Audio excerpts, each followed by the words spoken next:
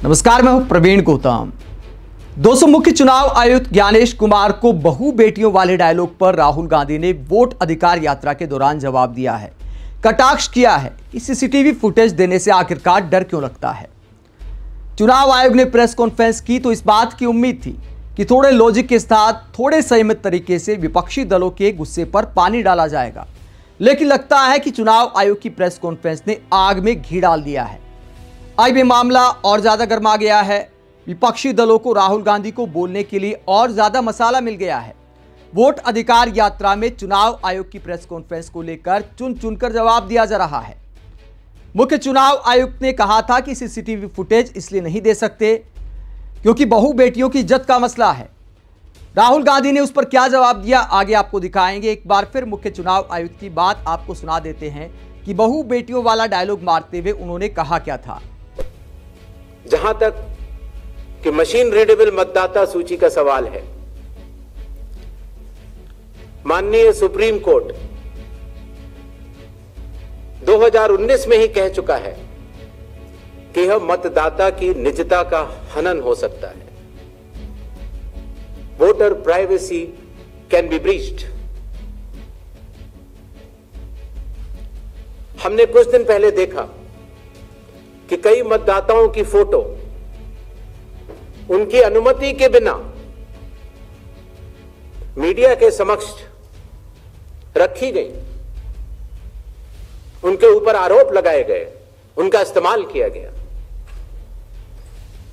क्या अपनी माताओं, बहुओं, बेटियों सहित किसी भी मतदाता की सीसीटीवी वीडियो चुनाव आयोग को साझा करनी चाहिए क्या? तो मुख्य चुनाव आयुक्त ने कहा था कि वीडियो कैसे दे सकते हैं, बहु बेटियां मतदान करने जाती हैं, उनका वीडियो विपक्षी दलों को कैसे दे सकते हैं, मिसयूज भी हो सकता है। तो इस तरह की डायलॉगबाजी प्रेस कॉन्फ्रेंस में सुनने को मिली थी। हालांकि सवाल यह उठता है कि मतदान करते वक्त अगर कोई महिला वोट डाल रही है तो उसके वीडियो का मिसयूज आखिरकार क्या होगा। अगर मिसयूज होगा तो कानून में सजा का प्रावधान है। जैसे मुख्य चुनाव आयुक्त ने विपक्षी दलों को बताया कि अगर किसी का वोट गलत कटा है या किसी का वोट गलत बना है तो आप शिकायत कर सकते हैं, उसे दुरुस्त करने का प्रावधान है। ऐसे ही अगर किसी वीडियो का गलत इस्तेमाल होता है, बहु बेटियों के वीडियो का गलत इस्तेमाल होता है तो कानून में सजा का प्रावधान है, कानूनी रास्ता अपनाया जा सकता है। और मतदान करने वाले वीडियो का आखिरकार कोई क्या ही मिसयूज करेगा। 21वीं सदी में हम जी रहे हैं। हमारी बहु बेटियां इंस्टाग्राम पर हैं, फेसबुक पर हैं, एक्स पर हैं, बहुत सारे सोशल मीडिया प्लेटफॉर्म पर कंटेंट बनाती हैं। ज्ञानेश कुमार जी ऐसे बात कर रहे हैं जैसे हम भारत में नहीं अफगानिस्तान में हैं। हमारे देश की बहु बेटियां कॉलेज जाती हैं, दफ्तर जाती हैं, बाहर भी निकलती हैं, पब्लिक प्लेस पर आना जाना होता है। अगर किसी को वीडियो बनाना होगा, मिसयूज करना होगा तो कहीं भी हो सकता है। तो इन बातों का आखिरकार क्या लॉजिक है। अगर कोई मिसयूज करेगा तो कानूनी रास्ता है उसे सजा देने के लिए। लेकिन यह कहना कि भैया विपक्षी दलों को मतदान का डाटा हम नहीं दे सकते, वीडियो फुटेज नहीं दे सकते क्योंकि मिसयूज हो सकता है, यह सरासर डायलॉगबाजी से ज्यादा कुछ नहीं है। अब राहुल गांधी ने इसे लेकर क्या कटाक्ष किया है, चुनाव आयोग को क्या जवाब दिया है, ज्ञानेश कुमार को जवाब देते हुए क्या कहते राहुल गांधी। इसी ने जिंदा लोगों को मरा हुआ घोषित कर दिया। इसी ने उन लोगों को भी वोटर लिस्ट से हटा दिया जिन्होंने अभी लोकसभा चुनाव में वोट डाला था। इसी ने एक बार फिर digital machine readable voter roll देने से इनकार कर दिया। इसी अब सीसीटीवी फुटेज ना देने के लिए बहाने पर बहाने बना रही है।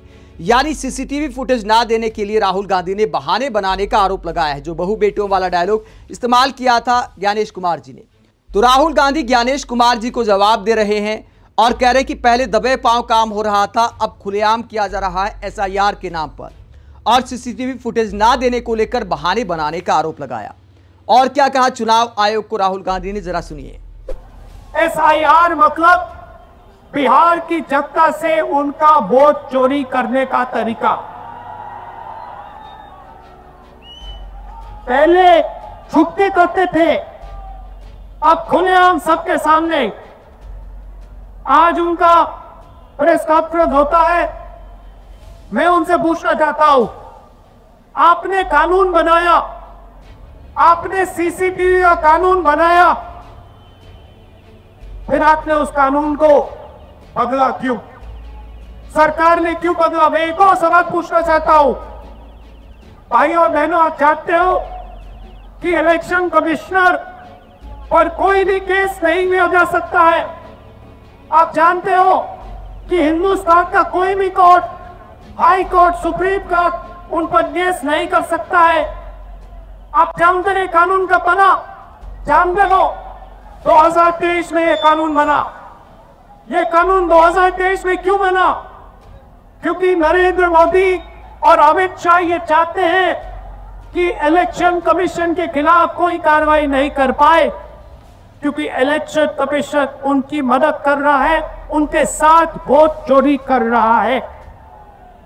और हमने इंडिया गठबंधन के बिहार के नेताओं ने मन बना लिया है कि बिहार में हम वोट चोरी नहीं होने देंगे, सालों तक वोट चोरी नहीं होने देंगे। दोस्तों, चुनाव आयोग भले बेवजह बदनाम करने का आरोप लगा रहा है, लेकिन आवाज उठाने का असर तो होता है। कुछ लोग आवाज उठाते हुए सुप्रीम कोर्ट गए, जिन्हें मरा हुआ घोषित कर दिया था एक तरह से चुनाव आयोग ने। उन्होंने कहा कि हम जिंदा हैं, जिंदा लोगों का वोट कैसे काट दिया। उसके बाद सुप्रीम कोर्ट ने फटकार लगाई थी। चुनाव आयोग की क्लास लगाते हुए यह कहा था कि जिन लोगों के भी वोट कटे हैं उनकी जानकारी सार्वजनिक की जाए। तो आज से वो जानकारी भी सार्वजनिक कर दी गई है चुनाव आयोग की तरफ से। बिहार के तमाम जिलों में वेबसाइट पर यह जानकारी साझा कर दी गई है कि किन लोगों के वोट कटे हैं। अब जिनका गलत वोट कटा है वो 1 सितंबर तक उस जानकारी को दुरुस्त करा सकते हैं। तो यह फायदा हुआ है आवाज उठाने का। तो आवाज असर तो करती है। अगर मीडिया और पुरजोर तरीके से आवाज उठाए तो बहुत सारी चीजें दुरुस्त हो सकती हैं। चुनाव आयोग पर दबाव बन सकता है, बहुत सारे करेक्शन हो सकते हैं, क्योंकि आरोप सिर्फ विपक्ष की तरफ से नहीं लगाए गए। राहुल गांधी ने लगाए तो अनुराग ठाकुर ने भी लगाए। डाउटफुल वोटर को लेकर बहुत सारे नेताओं ने आरोप लगाए हैं। कुछ चुनाव आयोग भी इस बात को मानता है कि एक व्यक्ति के एक से अधिक राज्य में आईडी कार्ड बन सकते हैं, वोटर आईडी कार्ड बन सकते हैं। तो 21वीं सदी में क्या यह स्वीकार होना चाहिए? और एक मासूम बयान दिया था ज्ञानेश कुमार जी ने कि देखिए, एक आदमी के वोटर आईडी कार्ड भले ज्यादा हो जाएं, लेकिन वोट एक ही जगह डाल सकता है। उसे रोकने का आखिरकार क्या प्रावधान है? विपक्षी दल वीडियो दिखा रहे कि भैया 8-8 वोट कई लोग डाल जाते हैं।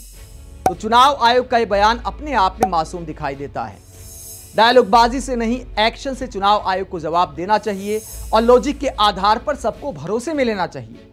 इस तरह चुनाव आयोग को बयानबाजी नहीं करनी चाहिए। चुनाव आयोग कोई राजनीतिक दल नहीं है। अगर विपक्षी दल कुछ आरोप लगा रहे हैं, गलत लगा रहे हैं, सही लगा रहे हैं, प्रेस कॉन्फ्रेंस में भाषा का अंदाज कटाक्ष वाला नहीं होना चाहिए। थोड़ा संयमित भाषा का इस्तेमाल करना चाहिए। तभी लोकतंत्र में भरोसा कायम रहेगा, जब सभी दलों को भरोसे में रखा जाएगा और चुनाव आयोग थोड़ा प्यार से बात करेगा। आप इस पूरे मसले पर क्या सोचते हैं? कमेंट बॉक्स में अपनी राय जरूर दें। साथ ही चैनल को सब्सक्राइब भी करें। नमस्कार।